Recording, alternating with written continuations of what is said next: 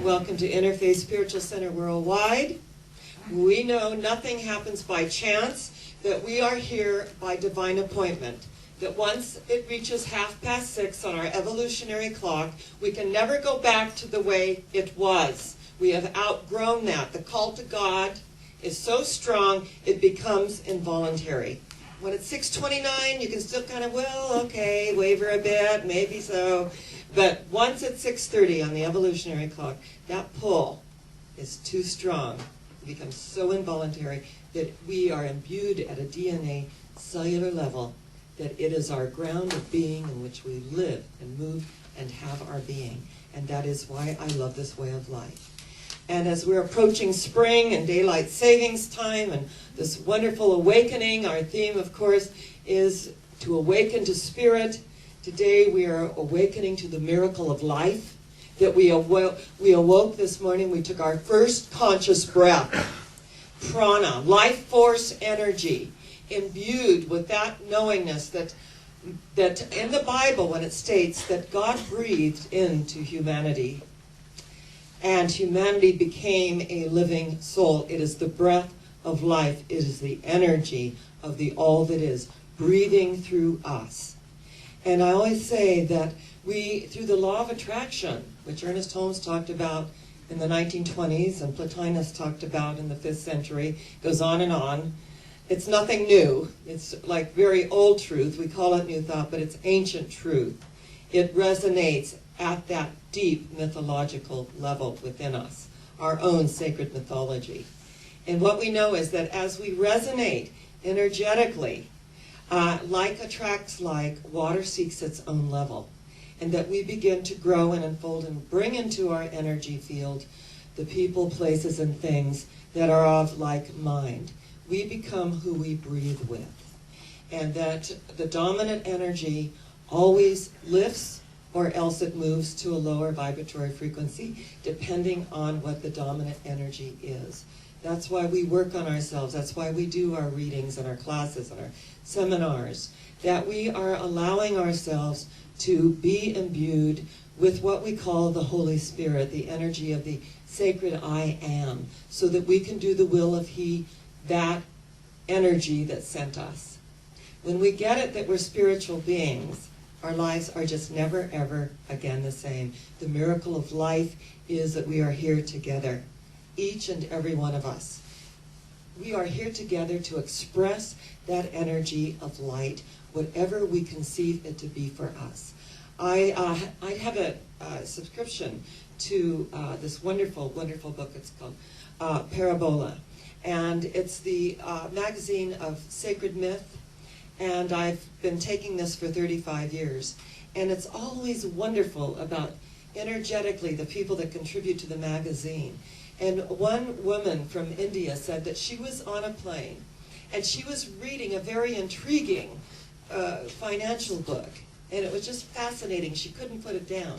And she said that an elderly gentleman tapped her on the shoulder and said, "How are you enjoying the book?" And it had not been published in the U.S. yet. In fact, she doesn't even share what the title of it is.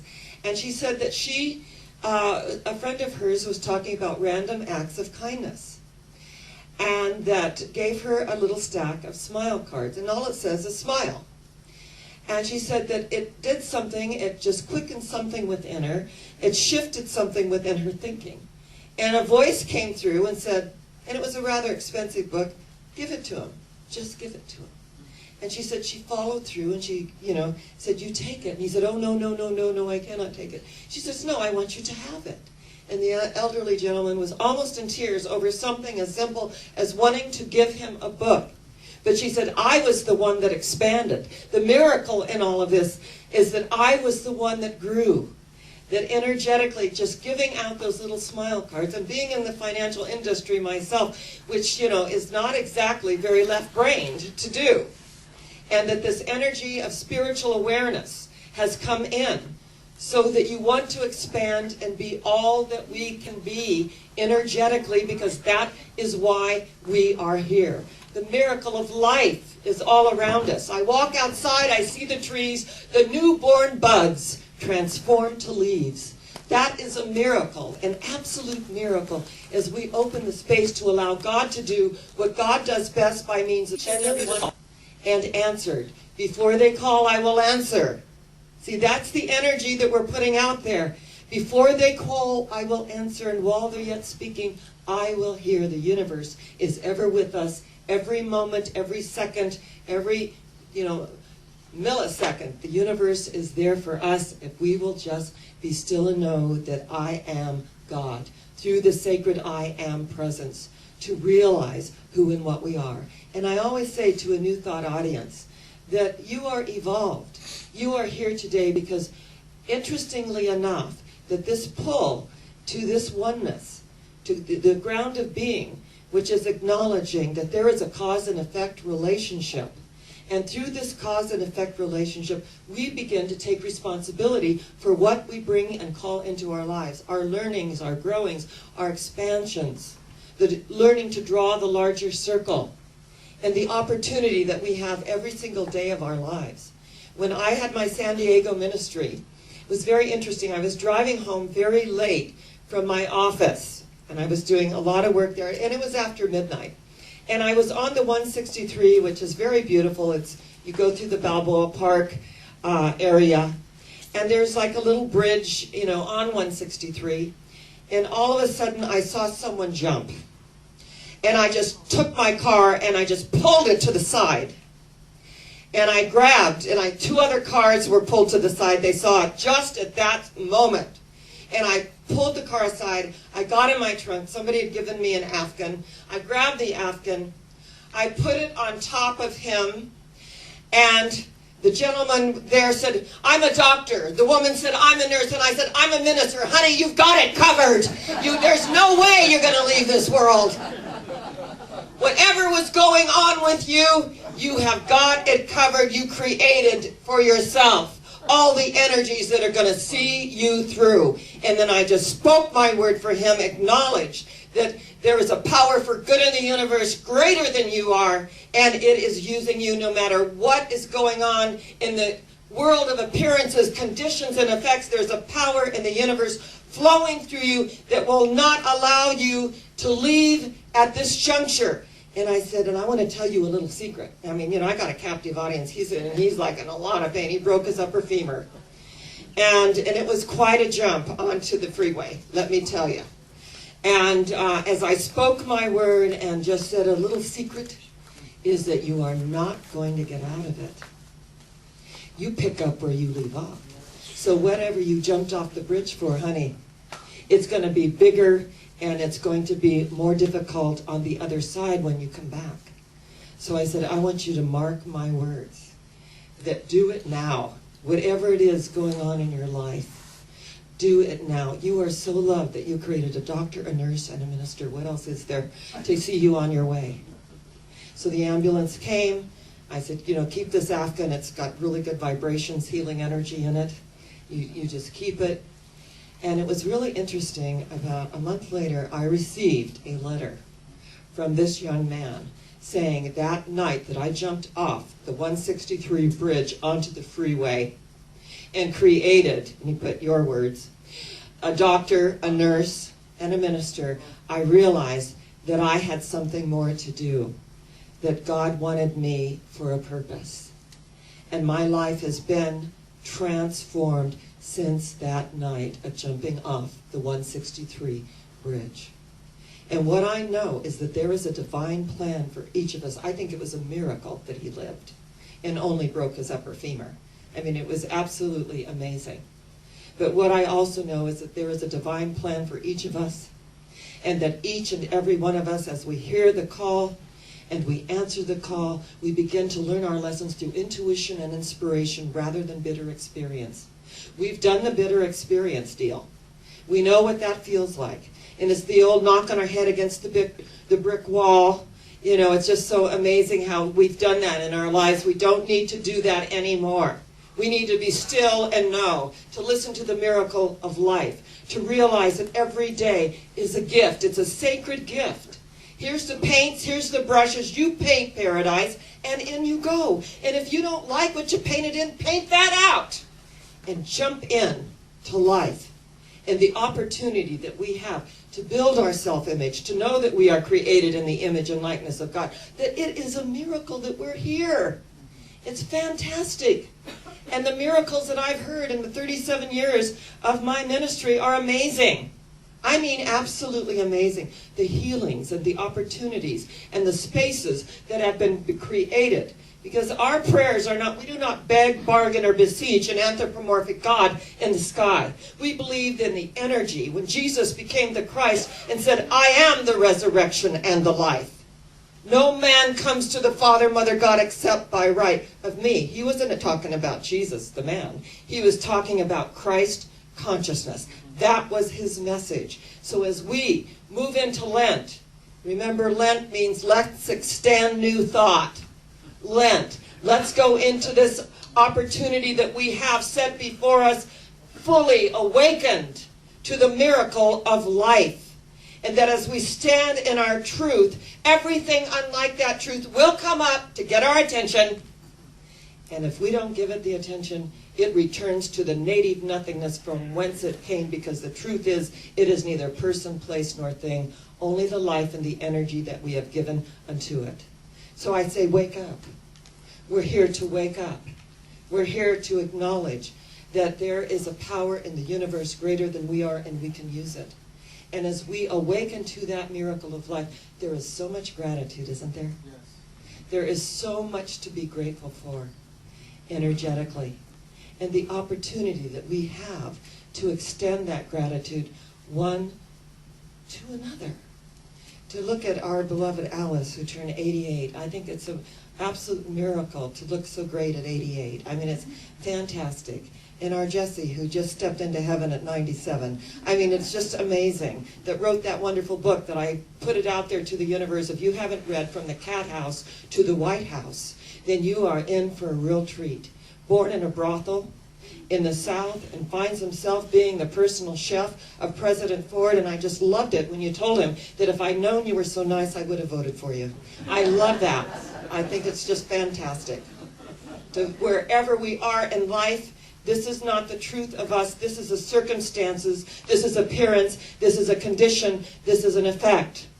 And it can be shifted in the twinkling of an eye, because we put the works with the faith, and faith without works is what? Dead. It doesn't go anywhere. Action with intention. When we put action with intention, our lives transform. Many of us have found ourselves in the therapist seat. When I was 21 years old, there I was at the psychiatrist talking about my alcoholic home and all the things that I went through in that experience. But created the most wonderful man on the planet to marry. I don't know how he did. Of course, he left when, after 12 years he had other work to do and made his transition. And every time I'm in a room with anyone that makes a transition, including Bob Osmondson, he is there. And I say, you have a guardian angel that's ready to take you to the other side over the Rainbow Bridge. And over that bridge, there are other eyes watching you coming, taking up the glad shout. There they come at last. They are here. Death is not extinguishing the light. It's turning off the lamp, because dawn has come. And what we know is the veil is very thin. And if you've ever had a near-death experience, which I have had, let me tell you, energetically, there is so much light and so much energy. When I was 15 years old, I had my tonsils out. And I hemorrhaged. And they had to give me 2 blood transfusions. And I remember I was in the most amazing, I was with the flowers and the birds and the bees and the energy. And I was with other, beautiful people and angels. And it was so beautiful. And I just wanted to stay there. I loved it so much. And it was so beautiful. At 15 years old, I wanted out. But then I heard my old tobacco-chewing granny. She said, honey, you have other work to do. Now, she was a Unity. She read her Unity magazine by day. And she, it was really amazing, because she would read those Unity affirmations and meditations to me when I was 9 years old. She was also a Foursquare Pentecostal. And when she would come to visit, I've shared with you, and her favorite pop was strawberry pop, and as the day wore on, it was sort of a deeper shade of burgundy, and her behavior got a bit weird.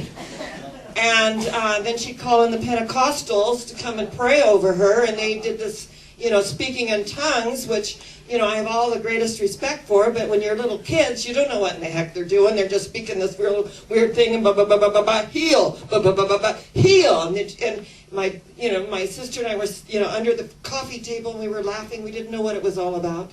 But my Granny Myrtle got up, and she was healed. And they were saying, hallelujah, praise God, she's healed.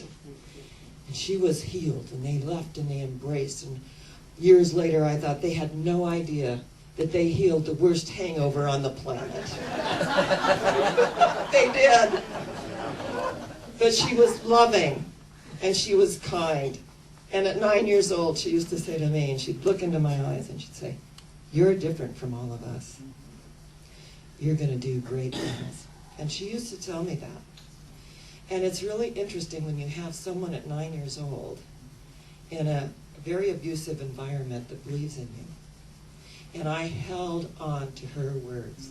And she used to read to us, and she was our wonderful tobacco chewing Oklahoma granny that I love dearly. And what we know is that we, the people, places, and things that need to come into our lives, that we draw them in. Because the miracle of life is knowing that every single person that comes, that is there, is sent by God. It might look like it's upsetting. It might look like it's hostile. But the truth is, we draw that larger circle and realize it's a call for love and compassion regardless of the form it takes. That if we have an energy charge on it, it's something unhealed in ourselves. So as we come together to acknowledge this way of life, as we go now, Easter is just around the corner, our rebirth. Every year we do a beautiful baptism in the park with a rose. It's a recommitment to our spiritual life. It's the rose of perfection dipped into the living waters of spirit, where we renew our spiritual life. To me, this is my new year on Palm Sunday, where I recommit to my spiritual life. So if there are things not going well for you, if you're looking at the world through, muddy, cloudy glasses, you can just take those off. Here's the paints, here's the brushes. You paint it the way that you want it, and in you go. You paint paradise, and in you go. The Course in Miracles state, miracles are natural expressions of love. When I'm in that love state, miracles happen. And what I know is nothing real can be threatened. Nothing unreal exists. Herein lies the peace of God. So as we join together on this glorious Sunday morning, as we realize that we are the 2 or 3 gathered, and that our viewing audience is with us as well, that we're going to let this wave of love envelop our entire planet. We're going to send out the love energy during this entire opportunity that we have to know the truth and be free. So I bless you. I acknowledge you. I know that God is our source and that we are what? Going higher yet. Where are we going? Higher yet. Where? Higher yet. And so it is. God bless you.